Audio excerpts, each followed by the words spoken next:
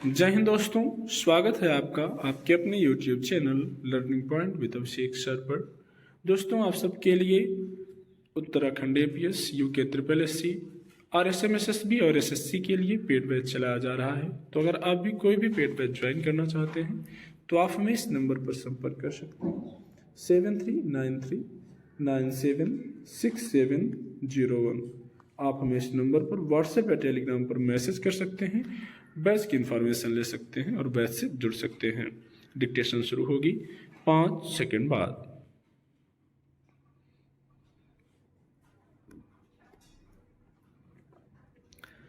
घर खरीदना आज भी आम आदमी के लिए सपना है। कम ही लोग बैंक से कर्ज लेकर छोटा सा घर खरीदने की हिम्मत जुटा पाते हैं। यहाँ तक कि शुरुआती एक मुश्त छोटी राशि देने के लिए भी उनके पास पैसा नहीं होता। इसी का फायदा जमीन जायदाद के कारोबारी उठाते हैं। घर खरीदने के लिए लोग अपनी जिंदगी भर की कमाई का निवेश करते हैं, लेकिन जब समय आता है तो भवन निर्माता और बैंकों का गठजोड़ उनके सारे सपने तोड़ देता है। ऐसे ही मामले में शीर्ष न्यायालय का कड़ा रुख सामने आया है। दरअसल लोग किसी तरह घर तो खरीद लेते हैं, लेकिन कई बार उनमें अधूरे निर्माण के कारण तो कभी बैंक की मनमानी की वजह से कब्जा नहीं मिलता। दरअसल भवन निर्माताओं और बैंकों के बीच साठगांठ का आलम यह है कि आम आदमी इनके जाल में फंस जाता है और ये उनके सपनों की फिरौती वसूलते हैं।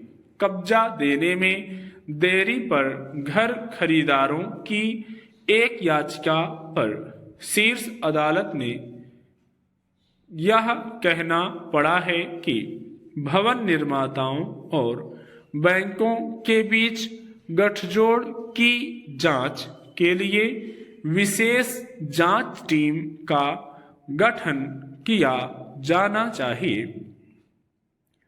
गौरतलब है कि घर खरीदने के इच्छुक लोगों को ज्यादातर कारोबारी कर्ज दिलाने का प्रलोभन देते हैं। दूसरी ओर बैंक हर किस्त के तत्काल भुगतान का दबाव डालते हैं।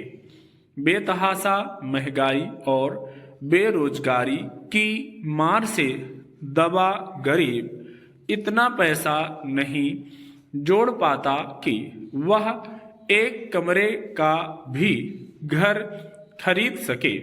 एक तरफ घरों के किराए मनमाने तरीके से बढ़े हैं तो दूसरी ओर जमीन जायदाद की कीमतें आसमान छू रही हैं। ऐसे में स्थिर या कम आमदनी और महंगाई के कारण कामकाजी परिवारों की इतनी बचत नहीं कि वे घर का सपना भी देख सकें।